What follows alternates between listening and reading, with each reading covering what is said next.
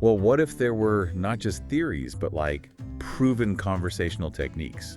Things that could not only bridge those divides, but maybe foster genuine understanding and even, gently shift perspectives. That sounds like exactly what's needed right now. Today, we're going to dive into two powerful, yet often misunderstood approaches: deep canvassing and street epistemology. Get ready to maybe rethink how we talk, listen, and learn from one another. Yeah, it should be a fascinating exploration. Before we jump into this fascinating exploration, we really want to extend a massive thank you to everyone who helped make this deep dive possible. Seriously. Absolutely. Couldn't do without them. A huge shout out to Darren for requesting this incredibly relevant and thought-provoking topic. It's a great one. Yeah, thanks, Darren. Really timely. Our sincere gratitude also goes to Gemini 2.5 Flash, with deep research for, expertly gathering the rich content that really forms the backbone of our discussion today. The research they pull together is just phenomenal. Really allows us to get deep. It does. And of course, thanks to Notebook LM for the incredible voiceovers that bring our deep dives to life. Yeah, Notebook LM is fantastic. Your collective support really empowers us to unpack these sometimes pretty complex ideas for you, our amazing listener. We really appreciate it. All right, let's unpack this then. In an age where, polarization seems to be constantly on the rise and misinformation spreads, faster than ever. Truly constructive dialogue isn't just a nice idea, is it? No, it feels like an absolute imperative. Essential, really. Our mission in this deep dive is to explore two distinct, yet surprisingly related conversational approaches: deep canvassing and street epistemology. You'd see an SE? And we'll base our entire discussion on a comprehensive comparative analysis of these methods. We'll look at their psychological foundations, the nitty-gritty of their methodologies, and crucially, how effective they actually are.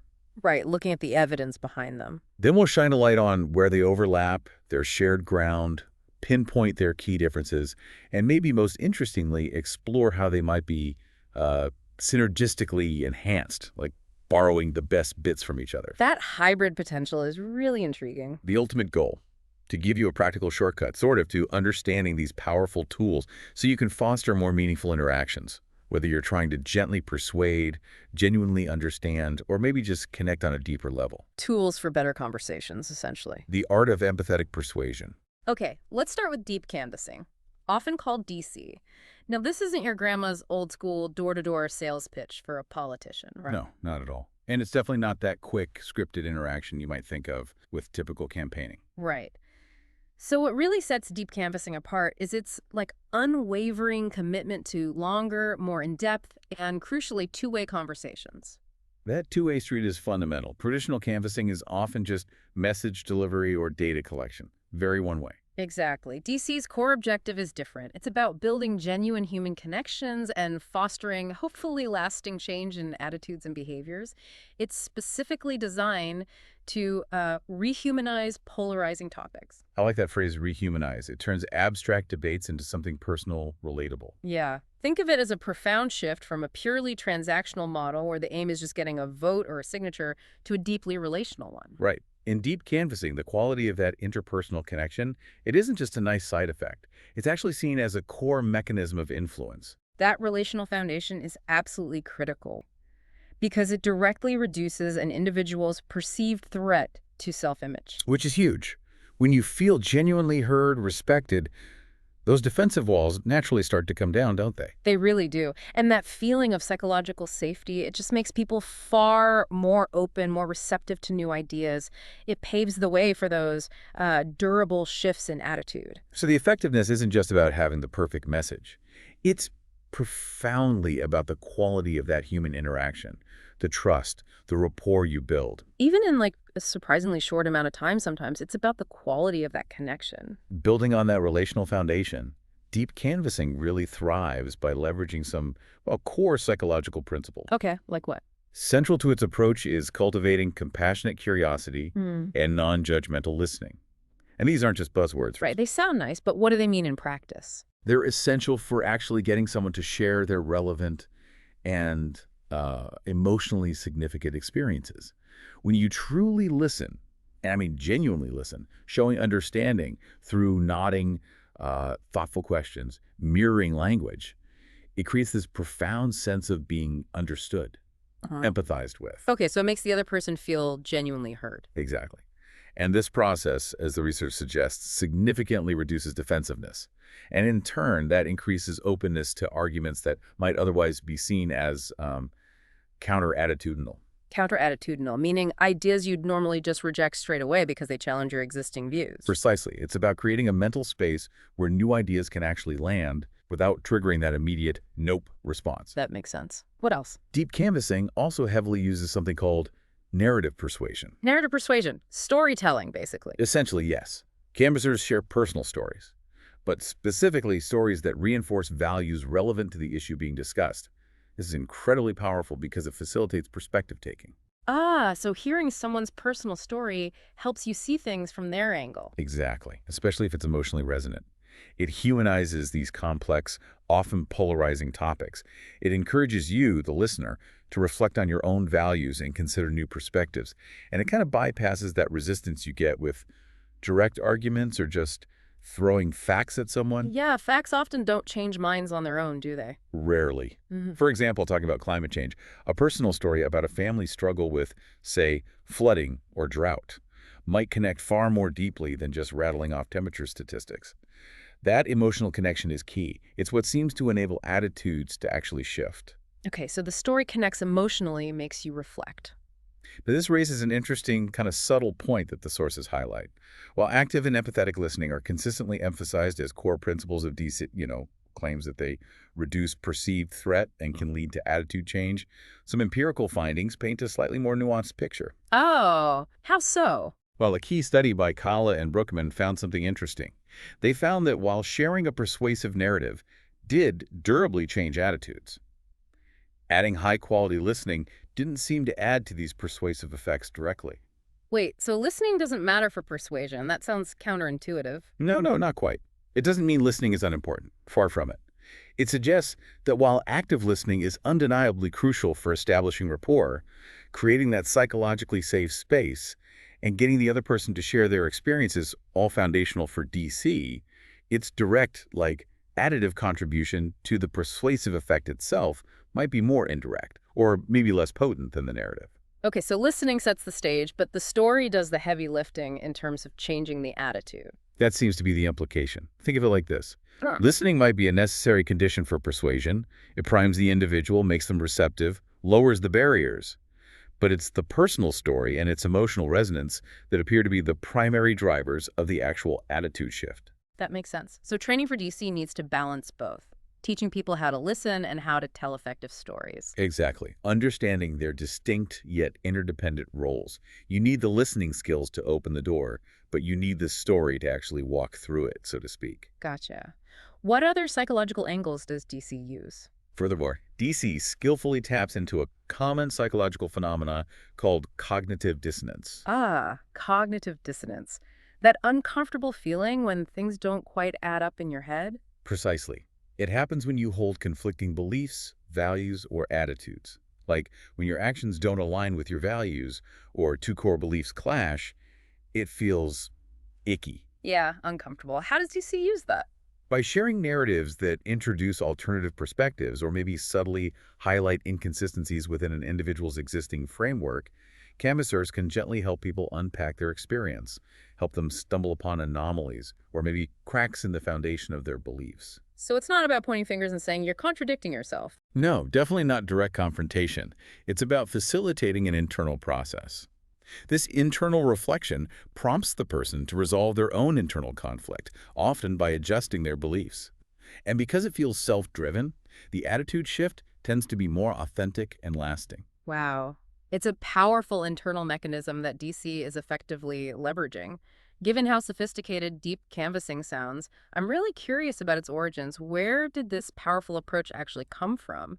I mean, it doesn't sound like typical campaign stuff. You're right, it's quite different. Well, it actually originated back in 2012 at the Los Angeles LGBT Center's Leadership LA team. Okay, so a specific group with a specific goal. Exactly. Their initial goal was really specific, to better understand and influence individuals who had voted against same-sex marriage. Ah, so tackling a very polarized issue right from the start. Precisely.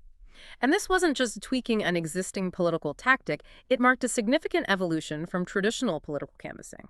It fundamentally differed in its emphasis on, well, conversational depth, genuine empathy, and long-term relationship building, moving far beyond just quick info gathering or superficial pitches. It sounds like a recognition that you can't change deeply held beliefs with just a slogan or a flyer. Exactly. And what's truly fascinating is where they got their inspiration. This approach borrowed heavily from therapeutic communication techniques. Therapeutic, like from psychology or counseling. Yeah, we're talking about methods like nonviolent communication, NVC. Oh yeah, NVC, focusing on needs and observations without blame. Right. And also motivational interviewing, or MI. MI. Is that used a lot in healthcare to help people change behaviors, like quitting smoking? Exactly. It's designed to help individuals explore and resolve their own ambivalence about change. Both these methods emphasize empathy, non-judgmental dialogue, and, crucially, facilitating the individual's own process of reflection and change. So DC isn't telling people what to think, it's helping them explore their own thoughts using techniques from therapy. Kind of. For instance, an NVC-inspired approach in DC might involve a canvasser saying something like, okay, I hear you expressing frustration about X, and it sounds like you feel a deep need for Y. Is that right? It creates that safe space for sharing. And MI's principles align with DC's aim of helping people explore their own reasons for change, identifying barriers, rather than just being lectured. Exactly. It's almost like a professionalization or maybe a clinicalization of political and social persuasion. A recognition that these deeply entrenched beliefs aren't just logical points to be debated. They're interwoven with emotions, values, deeply personal experiences. So they require a more holistic, empathetic, and nuanced approach, not just logic jobbing. Right. By strategically borrowing and adapting methods from these therapeutic domains, deep canvassing elevates canvassing from just, passing out information to a nuanced, psychologically informed intervention. It's about approaching complex human belief systems with maybe the same care you might give to a really deep conversation with a friend. That's a really interesting origin story. Stepping back for a moment, how does this fit into the broader landscape of persuasion? Does it actually work? What's the evidence? Good question. Is it just a nice idea or is there proof?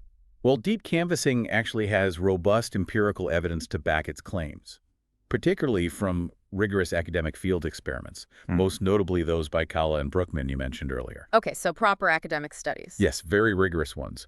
Its efficacy is described as measurable and durable, and it's been consistently demonstrated across a range of really contentious issues. Like what kind of issues? We're talking about things like increasing support for transgender-inclusive non-discrimination laws, promoting more humane immigration policies, advocating for criminal justice reform. Wow, okay. Those are definitely highly divisive topics.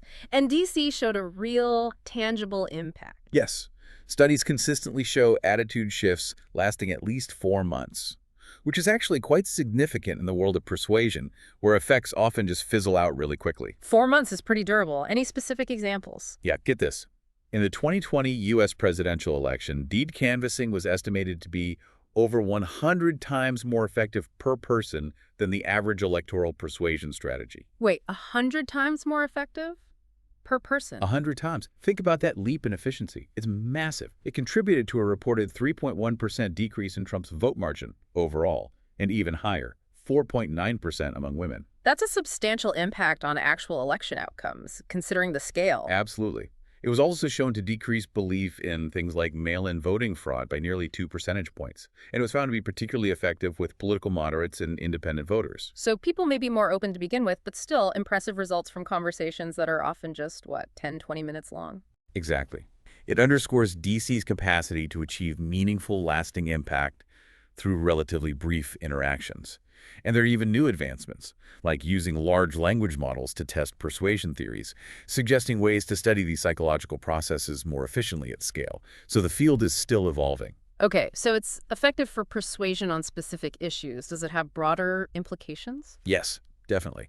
Beyond its utility as a direct persuasion tool for specific causes, deep canvassing is seen as a powerful mechanism for improving civic health and social cohesion. It's about building that bridge over divides by fostering mutual understanding and significantly reducing hostility. Which feels incredibly important right now. Absolutely. This directly supports its vital role in countering misinformation and reducing societal polarization. The proven effectiveness in shifting attitudes on tough issues, coupled with its ability to create mutual understanding grounded in lived experience instead of in debate or talking points, suggests it addresses the underlying drivers of polarization. It does this by cultivating empathy and finding common ground. So it's not just an electoral strategy, it's more like a communication intervention for democracy itself. That's a great way to put it. It potentially fosters a more deliberative, less fragmented democratic society. It kind of teaches us how to talk to each other again, really talk. The Socratic path to belief examination. Okay, that's deep canvassing, focused on empathetic persuasion through connection and narrative. Subscribing is the only way to keep the cows from learning TikTok dances. Oh my God. The stakes have been raised. I know, it's like we have to save the world. Yeah, we have to protect the internet. From dancing cows. Now let's pivot to street epistemology, or SE. Right, a different beast altogether in some ways. Yeah, while deep canvassing aims to persuade, SE takes a distinctly different philosophical turn. It's deeply inspired by the Socratic method. Ah, Socrates, asking lots of questions. Exactly. Its core aim is to encourage individuals to reflect not just on what they believe, but crucially, on the evidence and reasoning that underpin their beliefs, and maybe even more importantly, the reliability of the methods by which those beliefs were formed. So it's less about the belief itself and more about how you arrived at that belief, the process. Precisely. It's not about arguing against your belief. It's about helping you explore how you came to believe it in the first place, why you hold it. That framing really highlights its unique objective. It's like applying epistemology, the philosophical study of knowledge, outside the classroom, right? Yeah. In everyday chats. Yeah, exactly. On the street, hence the name. Yep. Its stated purpose is to help individuals better understand why they believe what they believe, to reflect on the quality of their reasons and the reliability of their methods, and ultimately to improve the reliability of the methods we use to form beliefs. Okay, so it sounds like a metacognitive intervention, helping you think about your own thinking. That's a perfect description. It aims to foster a lifelong habit of critical self-assessment and what's known as intellectual humility. Intellectual humility. Yeah. Just recognizing you might not know everything, or you could be wrong. Pretty much. Recognizing the limits of your knowledge, accepting your fallibility. SE proponents sometimes call it the gift of doubt. The gift of doubt. Yeah. Interesting framing. Yeah, it's not about questioning one specific belief necessarily, but the process by which you hold beliefs generally. It enables individuals to engage in continuous sort of epistemological self-correction. It's about cultivating tools for self-assessment, not giving answers. Okay, so how does street epistemology actually operate? What are its core principles? Good question. How does it try to enhance this rational thought? Well, it operates on several core principles designed specifically to enhance rational thought and promote stronger, more reliable beliefs. It aims to gently shift people away from intuitive thinking, which is often prone to confirmation bias, where you just look for stuff that confirms what you already think. We all do that, right? Yeah, totally. It tries to shift from that towards more analytical reasoning. And it does this by providing clear cognitive tools to question beliefs. What kind of tools? A fundamental principle is guiding individuals to discern reliable methods of getting knowledge from unreliable ones. For instance, if someone offers faith as the sole justification for a belief. Okay, like I believe it because I have faith. Right. SE might gently guide them to consider whether that method, faith alone, is consistently reliable for arriving at truth in other areas of life. Not just for this one specific belief. The goal is for people to hold beliefs that are justified, grounded in sound reasoning and reliable methods, not just beliefs that feel right. It sounds tricky to navigate without causing offense. It definitely requires skill. And critically, practitioners of SE are meant to model what's called doxastic openness. Doxastic openness. That's a mouthful. What's that? It just means a genuine willingness to revise their own beliefs if they're presented with reliable evidence. So the SE practitioner has to be open to changing their mind, too. Exactly. This sets a powerful reciprocal expectation for the person they're talking to.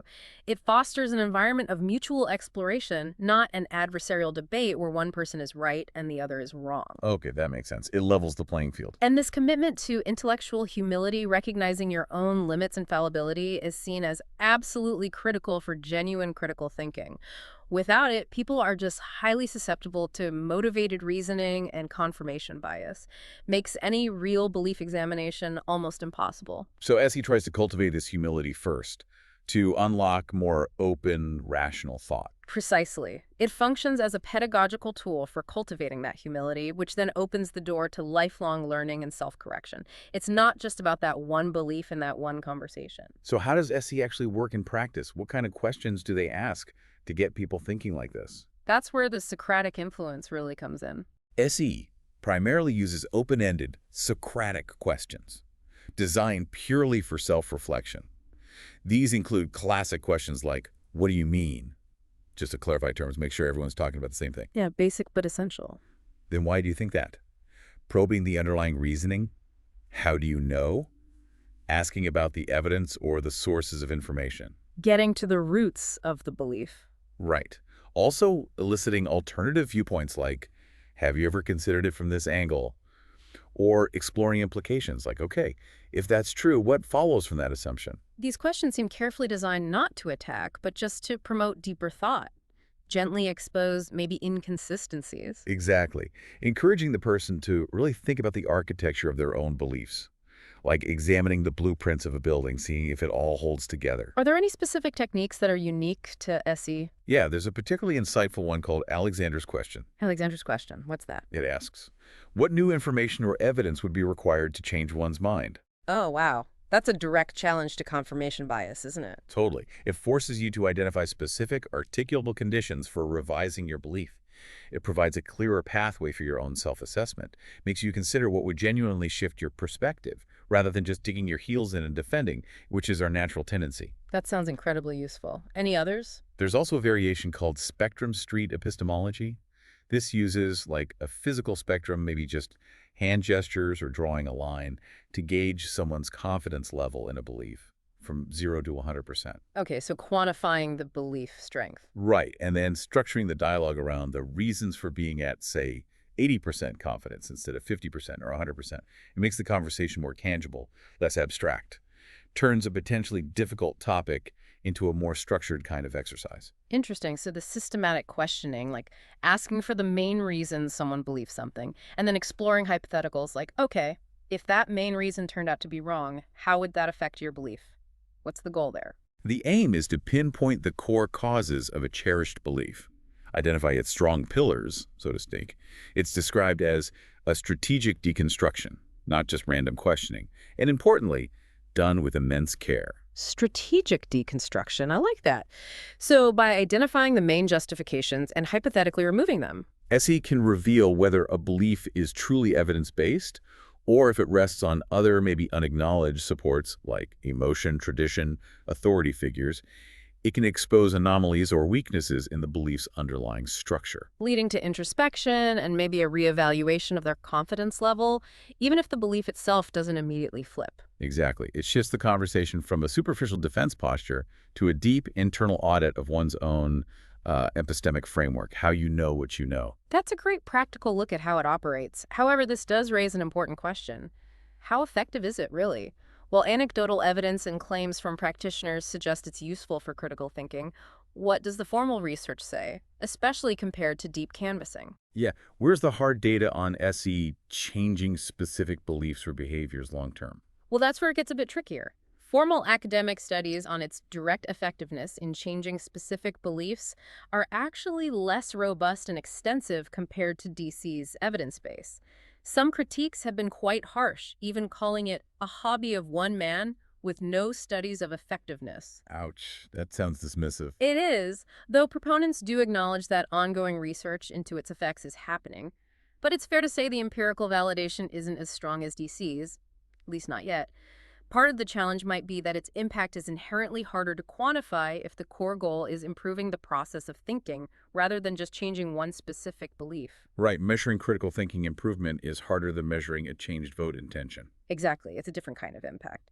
And concerns have also been raised about how SE is sometimes perceived. Some applications, maybe by less skilled practitioners, can apparently come across as an off-balancing technique or even, quite strongly, a swarm attack rather than a genuine two-sided conversation. A swarm attack. That sounds aggressive, like you're being ganged up on intellectually. That seems to be the criticism.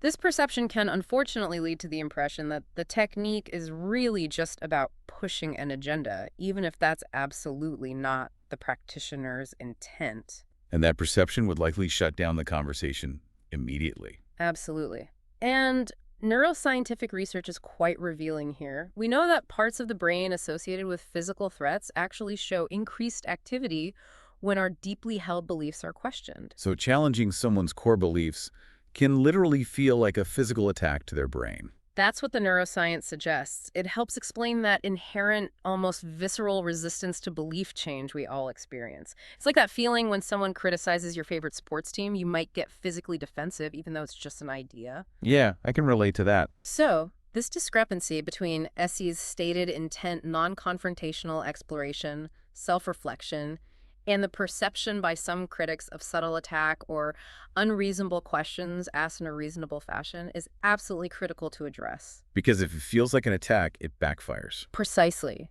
For SE to work effectively and ethically, practitioners must not only intend to be neutral, non-confrontational, and genuinely curious, but they also have to ensure their conversational behaviors are perceived that way by the other person.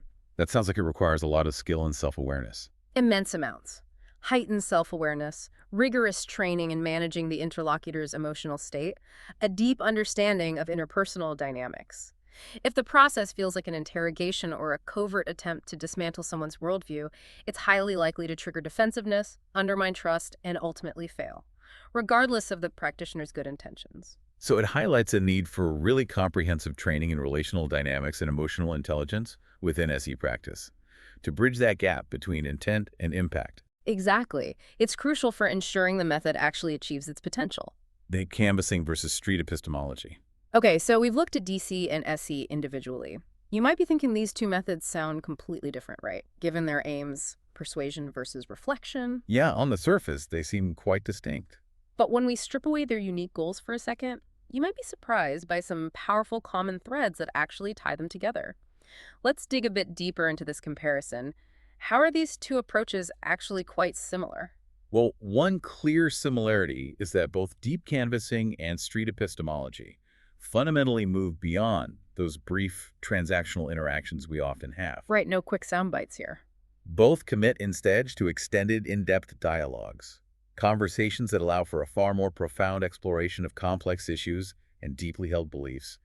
It's about taking the time to go deeper. And a cornerstone for both, it seems, is that unwavering commitment to genuinely hear and understand the other person's perspective without imposing judgment. Absolutely crucial for both. That non-judgmental stance. It's foundational for creating what the sources call a psychologically safe space. A space where people feel safe enough to be vulnerable, to be open. Exactly. And both methodologies make extensive use of open-ended questions, not just yes/no.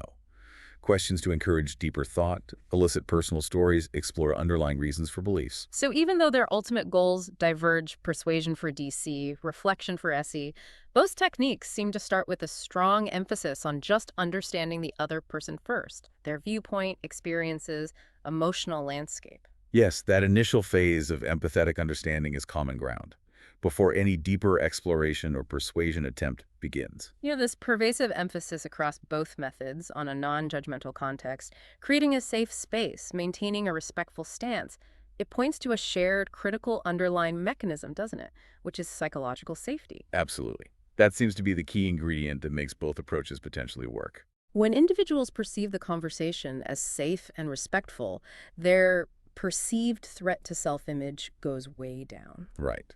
And that, in turn, fosters greater openness, more active processing of ideas, a willingness to actually engage with challenging concepts. And it directly counters that brain's inherent physical threat response we talked about, when core beliefs get questioned. Exactly. Psychological safety isn't just like a nice-to-have or a polite conversational norm. It seems to be a foundational prerequisite for any deep, transformative conversation, regardless of whether the goal is persuasion or reflection. It reminds me of those tense family dinners where someone brings up politics and suddenly everyone's defenses shoot up. It's that lack of psychological safety that kills genuine dialogue. Perfect example. Without that bedrock of safety, people are highly likely to just engage in defensive motivated reasoning, shut down, or simply withdraw. So training in both DC and SE must prioritize skills that explicitly cultivate this safety, like empathetic communication, validating emotions, mirroring language, even before the specific questioning or narrative techniques come in. It seems essential. It's the groundwork that makes anything else possible. You have to build a safe container first. Okay, so psychological safety is key common ground, but let's get back to the differences. What's truly fascinating is that despite these shared foundations, their primary objectives are fundamentally divergent, aren't they? Absolutely. This is where they really branch off. For deep canvassing, the explicit primary objective is persuasion.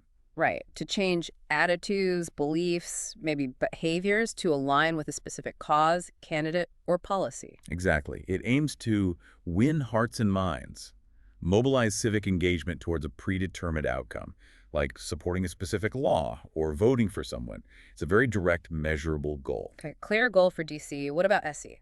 Conversely, for street epistemology, the explicit primary objective is epistemic reflection. Helping people examine how they know what they believe, assessing the quality of their reasons, the reliability of their methods. Precisely. SE explicitly states its immediate goal is not to change minds, but rather to foster critical thinking and improve belief-forming processes overall. So this fundamental difference in primary objectives is clearly spelled out in the sources for both. Yes, very clearly. And it shapes everything else. Deep canvassing's methodological emphasis on personal narratives, emotional resonance, shared experiences that directly facilitates persuasion by leveraging empathy and common values. While SE's focus on Socratic questioning, rigorously examining the method of belief formation. Is specifically designed to promote critical thinking and self-reflection on epistemic reliability. Their distinct choice of core methodology directly shapes and drives their intended primary outcome. So while they might share conversational tools like open questions or active listening, Their strategic application of those tools is fundamentally different because it's driven by those divergent primary directives, persuade versus reflect. which implies that if you try to combine them or borrow techniques, you have to be really mindful of how those borrowed bits align with or maybe subtly shift the core objective of the technique you're trying to enhance. Exactly. You need to avoid diluting effectiveness or creating unintended, counterproductive outcomes. It's like trying to use a screwdriver as a hammer. You need to understand the tool's true purpose first. So how do these different goals manifest in their actual approach to conversation, like in the moment? Well, think about emotional engagement. Okay. DC heavily relies on emotionally resonant messaging, right? And that reciprocal sharing of emotionally significant experiences to foster connection and influence. A canvasser might share a personal story about how a policy affected their family. Right, hitting those emotional chords. Street epistemology, on the other hand, while it strives to be respectful and empathetic, primarily emphasizes logical inquiry.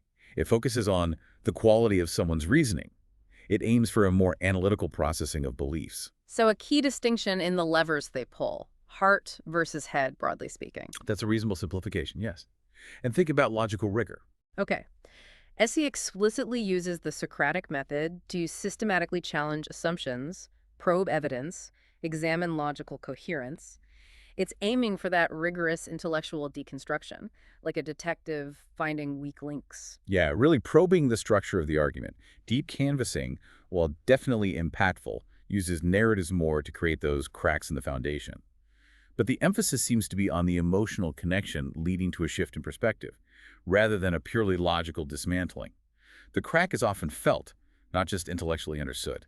That makes sense. And what about their target outcomes? Well, DC primarily seeks durable attitude and behavior change on specific, often politically charged issues, like increasing voter turnout, shifting opinions on legislation, very concrete goals. Whereas SE aims to improve what they call epistemic hygiene, which is basically just the process of belief formation itself. Exactly, with specific belief change being only a potential byproduct of that enhanced self-reflection and critical thinking.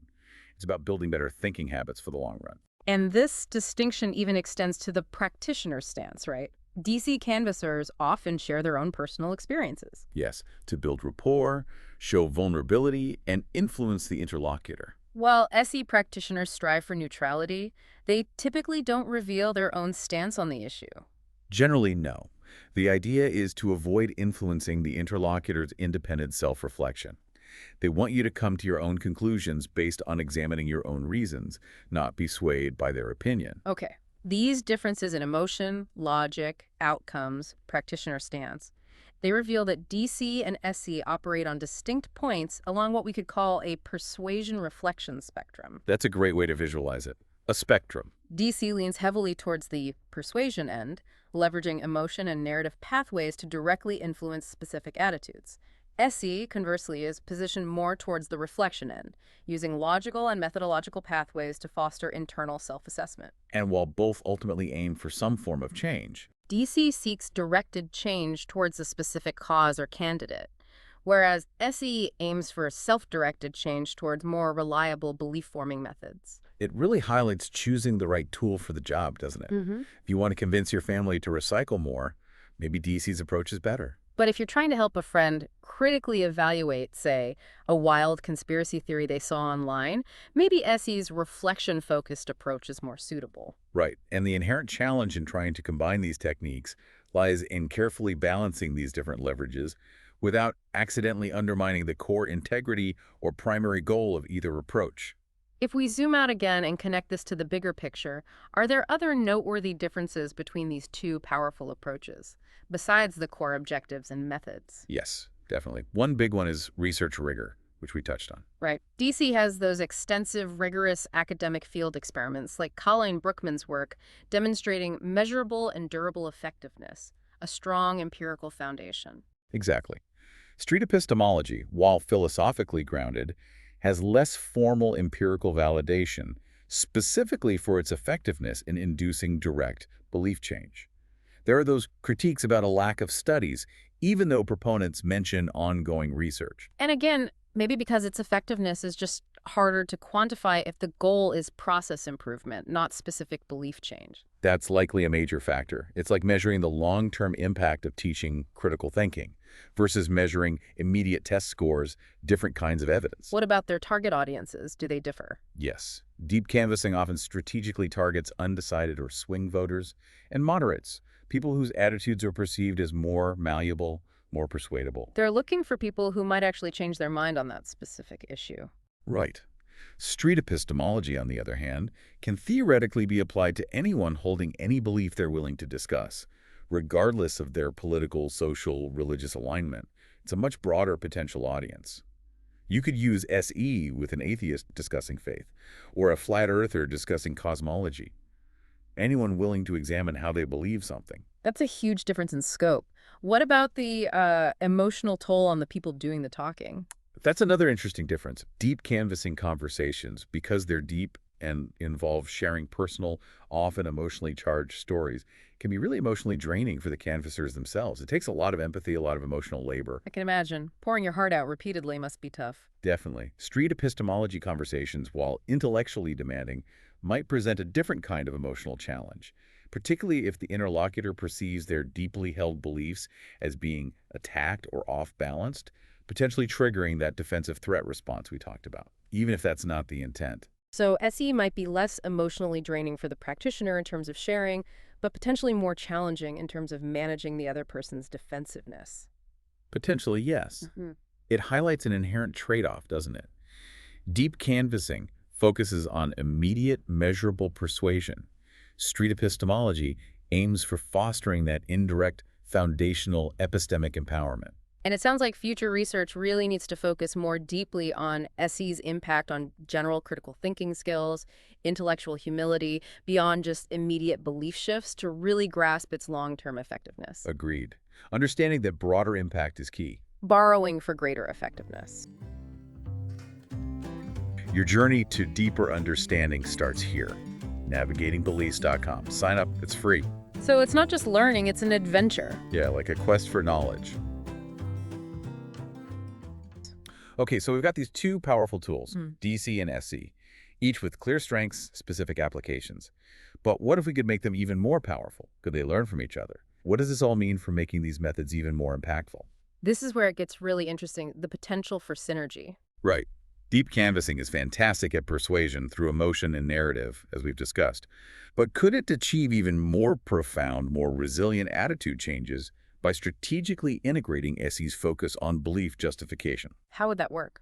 Blending the heart and the head more explicitly? Kind of. While emotional narratives are undeniably powerful, beliefs that are rooted in just unexamined assumptions or maybe unreliable methods might be more susceptible to reverting back later or being swayed by counterarguments. Right. The change might be less stable if the underlying reasons haven't been looked at. Exactly. So, by subtly prompting individuals to consider the justification for their belief, not just the emotional resonance, DC could potentially help them identify those cracks in the foundation more explicitly, more internally. Making the attitude shift more robust, based on both effective, emotional, and cognitive thinking-based reevaluation. That's the idea, engaging both the heart and the head for a deeper, more lasting change. So practically, how could a DC canvasser do that? Start asking SC-style questions. Potentially, yes, but subtly.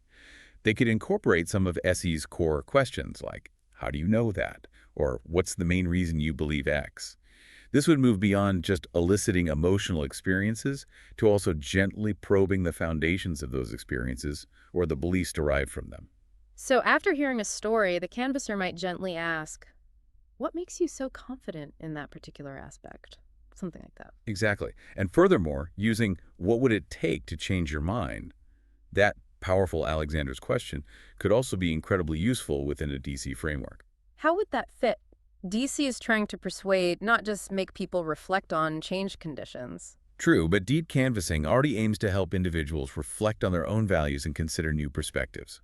Socratic questioning, like Alexander's question, directly facilitates this. It requires articulating specific thresholds for a shift, making the conversation potentially more targeted and efficient towards the persuasive goal by understanding the real barriers. Ah, okay. So it transforms general reflection into more structured, goal-oriented introspection, potentially revealing the key leverage point for persuasion. Possibly. Such integration could lead to more profound, resilient, and internally coherent attitude changes in deep canvassing. Individuals wouldn't just feel understood and emotionally moved, they'd also be gently prompted to intellectually reevaluate the underlying basis of their prior beliefs. Okay, that makes sense for enhancing DC. Now, what about the other way around? What's fascinating here is how street epistemology, while intellectually rigorous, sometimes struggles with that initial rapport and managing defensiveness, as we discussed. Right, the perception of being confrontational or an attack. SE could significantly enhance its effectiveness, its ability to foster genuine introspection and epistemic self-correction by strategically borrowing from deep canvassing's emphasis on personal narrative and empathy-based communication. So using DC's strengths to overcome SE's potential weakness. Exactly. SE faces that criticism of sometimes triggering the brain's threat response. Deep canvassing's proven success in building rapport and reducing defensiveness through emotionally resonant messaging and sharing personal stories directly addresses this very challenge. But SE practitioners are meant to be neutral. How can they share personal stories? That's the nuance. While SE practitioners typically maintain neutrality on the topic being discussed, they could strategically share brief, relatable personal stories about the process of belief examination itself, similar to how DC operates, but focused on epistemology, not the specific belief content. Okay, so share stories before or during the Socratic questioning to build rapport first. Yes. Imagine an SE practitioner starting with a brief, empathetic narrative like, I've often found myself holding a belief really strongly, only to realize later I hadn't truly examined why I held it. It's a journey, isn't it? Ah, okay. That establishes common ground, shows vulnerability, expresses a shared human experience, without taking a stance on the actual belief being discussed. Precisely. It could effectively reduce initial defensiveness and create a more psychologically safe, more fertile ground for the intellectually challenging Socratic inquiry that follows. It makes the productive discomfort of SEs feel less threatening, more genuinely conducive to self-reflection. Easing into the challenge rather than diving straight in. That sounds like a smart adaptation. What else could SE borrow? Furthermore, SE training could explicitly incorporate deep canvassing's rigorous emphasis on empathy-based communication, compassionate curiosity, and maybe principles from nonviolent communication. Because even logically sound questions can land badly if the tone is off. Exactly. Even if SE questions are perfectly formulated, their tone and the context can significantly impact how they're received, leading to those perceptions of being unreasonable or off-balancing. Whereas DC's training is heavily focused on active listening, validating emotions, maintaining that non-judgmental context. Right, that training is specifically designed to mitigate such negative perceptions. By integrating these precise training modules into SE, practitioners could seriously refine their interpersonal skills, ensuring the interlocutor consistently feels heard or understood and respected, even when their core beliefs are being rigorously examined. Which would significantly reduce that fight-or-flight threat response. Hopefully, yes. and promote a more genuinely reflective, philosophical, and inquisitive vibe, enhancing SE's effectiveness in fostering introspection. So this integration could make SE more accessible, less threatening, and ultimately more effective at achieving its own goals. That's the potential. By ensuring the interlocutor remains open, engaged, and feels psychologically safe throughout the challenging process of belief examination, the likelihood of achieving SE's primary directive fostering better thinking is significantly increased. Conclusion. All right, let's try and unpack this one last time. Synthesize everything we've explored today. Deep canvassing and street epistemology. They represent two powerful, distinct, yet ultimately complementary approaches to navigating complex, often contentious issues through structured, in-depth dialogue. Two different tools in the communication toolbox, essentially. Yeah, deep canvassing truly excels at persuasion, leveraging deep empathy and personal narrative to foster durable attitude and behavior change on specific issues. While street epistemology, conversely, specializes in epistemic reflection, guiding individuals through Socratic inquiry to critically examine the foundations and reliability of their belief-forming processes. And the core commonality, the thing that seems crucial for both to even work, is establishing that psychological safety, achieved through active listening, non-judgmental engagement, and that commitment to longer, deeper conversations. That shared foundation is absolutely key for mitigating the natural human defensiveness that pops up when deeply held beliefs get challenged. But their divergent primary objectives lead to those distinct methodological emphases we discussed. DC prioritizes emotional resonance and shared values to drive directed change towards a specific outcome, While SE focuses on logical rigor and the process of belief formation to foster self-directed epistemic improvement, creating that persuasion-reflection spectrum. right, which dictates the optimal application for each technique or how they might be blended. And if we connect this to the bigger picture, our analysis really suggests significant potential for powerful synergistic enhancements through that strategic cross-pollination. Yeah, DC could benefit immensely from integrating SE's explicit focus on belief justification and Socratic questioning, making attitude shifts more robust, more internally coherent, moving beyond purely emotional influence. Right, adding a cognitive layer to the effective one. Conversely, SE could enhance its accessibility and significantly reduce potential defensiveness by incorporating DC's emphasis on personal narrative, carefully applied, and comprehensive empathy-based training.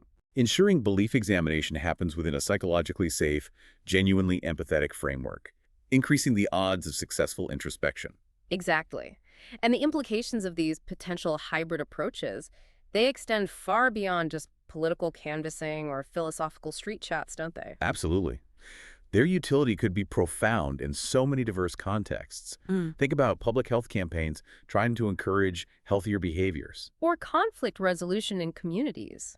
Educational settings trying to foster deeper critical thinking. Even therapeutic interventions, or maybe just enhancing our own personal and professional relationships anywhere where both attitude change and critical thinking are desirable outcomes. It suggests that truly effective communication, especially on difficult or deeply personal issues, really necessitates a nuanced understanding, an integration of both the emotional and the logical pathways to how we humans think and behave. Which raises an important question for you, the listener, right? How could you apply these insights to your own conversations, maybe starting today? Yeah, what's the takeaway for everyday interactions? So what does this all mean for us, just trying to navigate an increasingly complex world filled with so many differing opinions? Consider this.